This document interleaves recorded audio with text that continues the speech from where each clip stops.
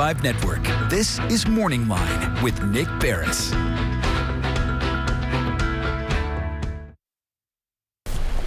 Good morning, everyone. Thanks for joining us on Morning Line. Nick Beres here, live and direct to you from our Morning Line studios here at News Channel 5. Thanks for joining us on this Wednesday.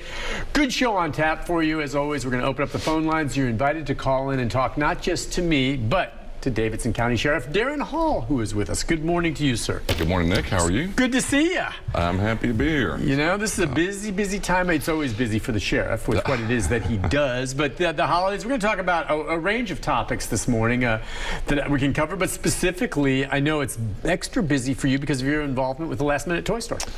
Yeah, you know, Nick, it's I think about 5 or 6 years ago, probably 6 years ago now, we partnered with Last Minute Toy Store. It's something I had followed for many years. It's been running, I guess, 29 years in total.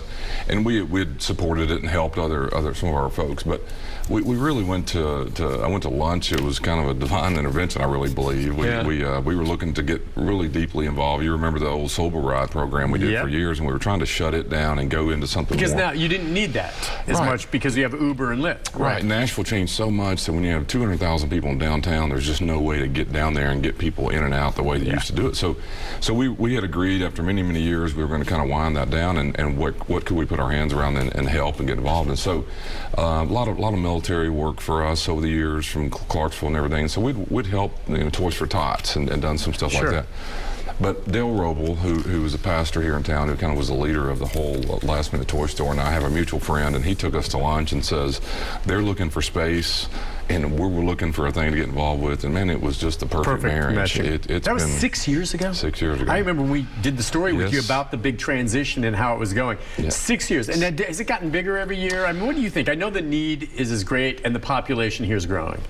You know, Nick, the sad part is, and you and I probably have talked in a way about this stuff, but you know, Nashville's doing great. All these great things are going on. But what I think is hard to really imagine is that the need is growing as fast as the growth of the city. And so the growth of the need, or people who are in need of things around the holidays has been a real interesting thing to watch. And and of course then we had COVID interrupt us. We were really growing annually every year, seeing it. I think last year our numbers were about over 7,000 kids received gifts that they wouldn't have had. And to me, the spirit of the whole program is what its name is. It's Last Minute Toy. What that really means is you're not eligible to participate in the Last Minute Toy Store if you're receiving help from anyone else.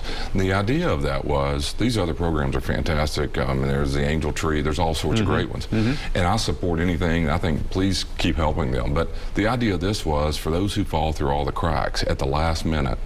Is that what it is? And I was going to ask you on that. I always wonder, and I'm going to be out there volunteering this year.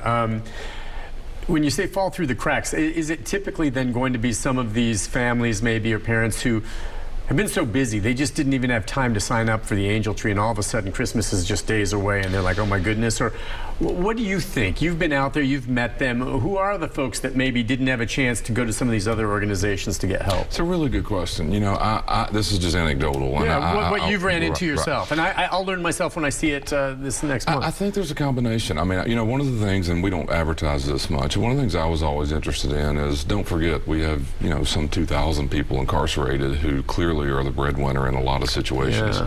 And that individual who's incarcerated is not able to provide. And so what we do quietly is we allow families of people who are incarcerated to come up, and you won't know who they are, to participate as well, because we see that as they're not able to help their children. It's not the children's fault that dad or mom has been caught up in the system. So that's a minor part of the program. But I've seen others. I've seen some that, quite frankly, may not have planned well enough to have the money at the time, or something catastrophic, car goes out on them and you're having to spend money you don't really now have, and you thought you didn't sign up for the Angel Tree a month ago when you were supposed to, or whatever. So I think there's a combination of it, and there is nothing like, and I can't wait for you to kind of give me your feedback on it, but there's nothing like watching the face of these parents who sign up and go through the deal, and then all of a sudden the doors open and they walk in. It would be like you or I walking to Toys R Us to buy something.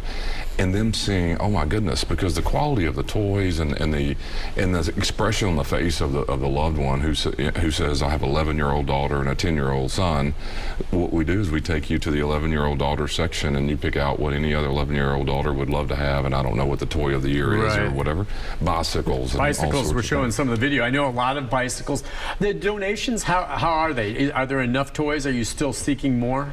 We always wanting more, and I always say this, and every time we're on here, look, anything with the sheriff's office on it, blow your horn, stop, say hello, hand it to them. We've had an elderly man years ago blow the horn and wave at me and hand me a box. So literally, if you see someone in a sheriff's car, say, hey, I've got these toys I just bought. We will get them to. It has to be a new unwrapped toy.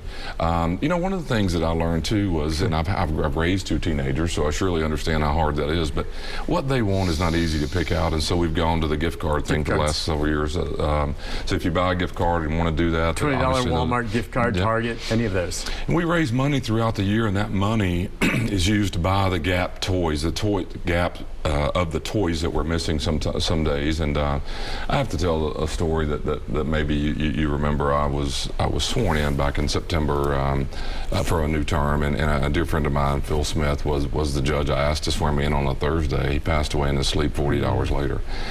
Just a really good guy and unexpected. And so about 3 weeks ago, I was driving down the road, and phone rings, and I answered it, and it was a friend of mine who was at Phil's house with his widow, and they were sitting around the table wrapping up some stuff. And I know his wife, but she wasn't on the phone, she was in the background, and the person who was talking to me said, well, Pam, the wife, is wrapping up some of Phil's business, and one of the things he had was a campaign account with some money in it, and he would want you to decide where to put the money. And I said, send it to the Last Minute Toy Store. So they wrote a check, and that's wonderful, and sent it in, and there's many others. I mean, there's all sorts of donations, and it's a year-round deal. I mean, we store this stuff year-round, and then now it's all rolling out. And I did the math a few years ago just because I was overwhelmed with how much it was, and somewhere around $500,000 worth of stuff going out of there. I mean, it's high-quality toys, and I mean that as in... And we're showing some of the images. Like you said, new unwrapped toys is what they have to be. And how many people do you think come through? I mean, do you remember the number last year? It's in the thousands. I mean, and it'll be... What we're doing, it makes it a little more interesting, too, is we're doing a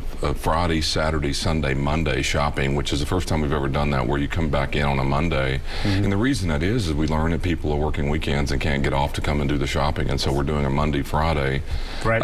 And they literally, as we see this, just so we can explain it to folks if they're seeing or when they want to refer someone, you walk through, and as you said, you go to the age-appropriate section, and if the child, say, wants a baseball mitt, okay, there's a mitt there, and you can get that. And so you'll have a shopper assigned to the family member, and so that's just a help, and obviously multiple languages spoken. It's all fun to watch because we're trying to pair everybody up. There's all sorts of challenges trying to make sure that everyone can, get what they really need. And so we get you registered on, we understand your age of your children and so forth, how many kids, and then a shopper's assigned to you, and then they carry you to the sections in which and let you pick it out.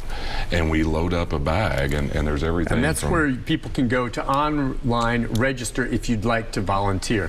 I went on there, I mean, and to sign up and put myself in there, and oh, that's not to volunteer? Oh, I'm sorry, this one, I apologize. This is to sign up. If you're someone who are in need. Okay, let me be clear on that.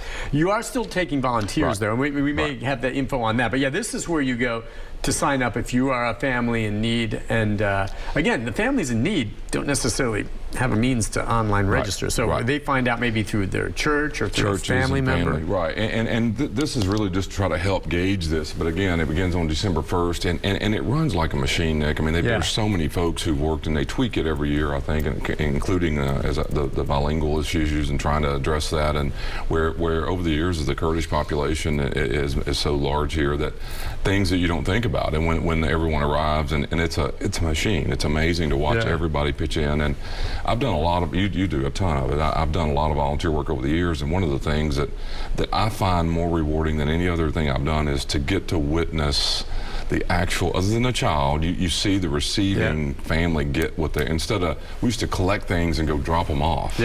This time you get to watch that whole experience. Now the kids aren't coming along with the parents; no. it's the parents, right? But it's still, I mean, I would say the parents, absolutely, just that. And Rick, of course, our EP, is volunteered, and he said it's the hardest he's worked because you're busy, and it's great. But later, he just felt so gratified because of what you witness and you see, and you know it's making a Christmas for these kids. That's just awesome. And and to be honest with you, we all have a COVID story, but I won't ever forget that. What is now 3 years ago, going into that first year or 2 years, whatever it was, after we'd had COVID for 9 months, and the question was, do you do this or not? And quite frankly, back in December of that year, we were basically shut down as a community. And so the board of Last Minute Toy Store, we have staff who are on that board, and of course we're engaged because it's our facilities and all the risk associated. They basically built and designed a drive-through version of Last Minute Toy Store, and what that really meant was the family member didn't get to go pick the 11-year-old toy. We picked it for you, put it in a bag, and when you drove up, and Nick Beres is 11 and a 10-year-old, we would give you your bag. Yep. But you didn't get to see the exchange. You didn't get to do the shopping. So now it's back to the way. Yes, can't wait. Well, listen, we'll take a break. We've got other things to talk about, but we'll also put that information up again for you, and we'll touch on it at the end of the show. Great. We wanted to start with that as well, but other things to talk to with the sheriff here in Davidson County. We can take some phone calls if you're on hold. Stay there. The number 737-7587, and more with Daron Hall right after this.